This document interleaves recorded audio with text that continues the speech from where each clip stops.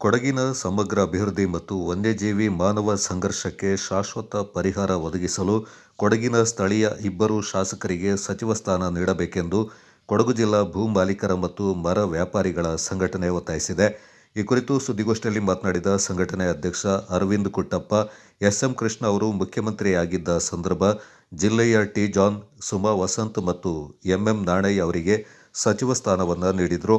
ಪರಿಣಾಮ ಜಿಲ್ಲೆಯಲ್ಲಿ 40ಕ್ಕೂ ಅಧಿಕ ಸಂಪರ್ಕ ಸೇತುವೆ, ಜಿಲ್ಲೆ ಮತ್ತು ತಾಲೂಕು ಆಸ್ಪತ್ರೆಗಳ ಮೇಲ್ದರ್ಜೆಗೇರಿಕೆ, ರಸ್ತೆಗಳ ಅಭಿವೃದ್ಧಿ ಕೂಡ ಕಾಣುವಂತಾಯಿತು. ಬಿಜೆಪಿ ಸರ್ಕಾರದ ಅವಧಿಯಲ್ಲಿ 10 ತಿಂಗಳ ಕಾಲ ಮಡಿಕೇರಿ ಶಾಸಕ ಅಪ್ಪಚ್ಚು ರಂಜನ್ ಅವರು ಕೂಡ ಸಚಿವರಾಗಿ ಸೇವೆ ಸಲ್ಲಿಸಿದ್ರು ಎಂದರು. 4 ವರ್ಷ ಕಳೆದು ಹೋಗುತ್ತೆ. ಅದರಿಂದ ನಮ್ಮ ಜಿಲ್ಲೆಯಿಂದ 2 MLAಗಳನ್ನ ನಮ್ಮ ಜಿಲ್ಲೆಯ ಜನತೆ ಆರಿಸಿ ಕಳಿಸಿದ್ದಾರೆ. ಒಂದು ಸನ್ಮಾನ್ಯ ಬೊಮ್ಮಣ್ಣ ಮತ್ತು ಮಂತ್ರಗೌಡರನ್ನ ಕಳಿಸ್ಕೊಟ್ಟಿದ್ದಾರೆ.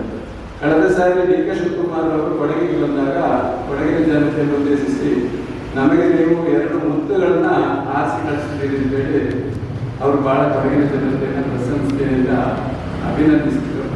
ಅದೇ ರೀತಿ ನಾವು ಇವತ್ತು ನಮ್ಮ ಸಂಘದ ಪರವಾಗಿ ನಾವು ಒತ್ತಾಯ ಮಾಡ್ತಿದ್ದೀವಿ ಅಂತ ಹೇಳಿದ್ರೆ, ಈ ಕೊಡಗು ಜಿಲ್ಲೆಯಲ್ಲಿ ಹಿಂದೆ 3 ಮಂತ್ರಿ ಕೊಟ್ಟಿದ್ದಾರೆ, ಈಗ 2 ಮಂತ್ರಿ ಕೊಟ್ಟರೆ ದೊಡ್ಡ ಹೊರೆ ಆಗಲಿಲ್ಲ.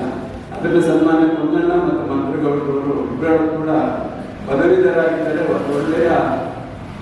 ಒಳ್ಳೆಯ ಆಡಳಿತವನ್ನು ಕೊಟ್ಟುಕೊಂಡು ಇಡೀ ಕೊಡಗು ಜಿಲ್ಲೆಯ ಒಳ್ಳೆ ಅಭಿವೃದ್ಧಿಯಲ್ಲಿ ಈಗ ಶಾಸಕರಾಗಿ ಮಾಡ್ಕೊಂಡು ಹೋಗ್ತಾ ಇದ್ದಾರೆ. ಅವರಿಬ್ಬರು ಕೂಡ ಮಂತ್ರಿ ಆದರೆ ನಮ್ಮ ಕೊಡಗು ಜಿಲ್ಲೆಗೆ ಇನ್ನೂ ಹೆಚ್ಚಿನ ಅನುದಾನ ಬರ್ತದೆ. ಮತ್ತು ನಮ್ಮ ಕೊಡಗಿನಲ್ಲಿ ಬಹಳ ಸಮಸ್ಯೆಗಳಿವೆ. ಭೂಮಿ ಸಮಸ್ಯೆ ಇರ್ಬೋದು, ಅಥವಾ ಅರಣ್ಯ ಸಮಸ್ಯೆಗಳಿರ್ಬೋದು, ಬೇರೆ ಬೇರೆ ಸಮಸ್ಯೆಗಳು, ರಸ್ತೆಗಳಿಲ್ಲ, ಕುಡಿಯ ನೀರಿಲ್ಲ, ಪ್ರತಿಯೊಂದು ಸಮಸ್ಯೆಗಳು ಇರೋದ್ರಿಂದ ಇದನ್ನ ಅರಿವಿರುವಂಥ ಈ ಇಬ್ಬರು MLAಗಳಿದ್ದಾರೆ. ಇವರಿಗೆ ಮಂತ್ರಿ ಸ್ಥಾನ ಕೊಟ್ಟರೆ ಮಾತ್ರ ನಮ್ಮ ಕೊಡಗು ಅಭಿವೃದ್ಧಿ ಆಗಲಿಕ್ಕೆ ಸಾಧ್ಯ.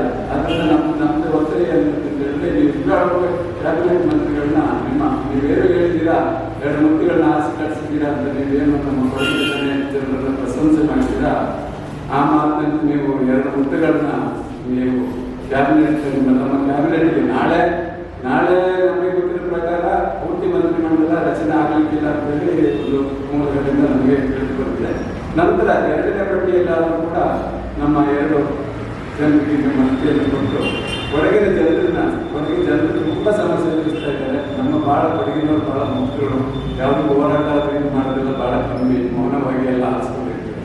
ಅಂಥ ಪರಿಸ್ಥಿತಿಯಲ್ಲಿ ಇಬ್ಬರಿಗೆ ಮಂತ್ರಿ ಕೊಟ್ಟಂಥ ಸಂದರ್ಭದಲ್ಲಿ ನಮ್ಮ ಕೊಡಗಿನ ಹಲವಷ್ಟು ಸಮಸ್ಯೆಗಳು ಬಗೆಹರಿತದೆ ಅಂತೇಳಿ ನಾನು ನಮ್ಮ ಮೂಲಕ ಸನ್ಮಾನ್ಯ ಡಿ.ಕೆ. ಶಿವಕುಮಾರ್ ಅವರು ಮತ್ತು ನಿರ್ಗಮಿತ ಮುಖ್ಯಮಂತ್ರಿ ಸಿದ್ದರಾಮಯ್ಯ ಅವರನ್ನು ಮತ್ತು ಕಾಂಗ್ರೆಸ್ ಪಕ್ಷದ ಹೈಕಮಾಂಡ್ ಅನ್ನು ಕೂಡ ನಾವು.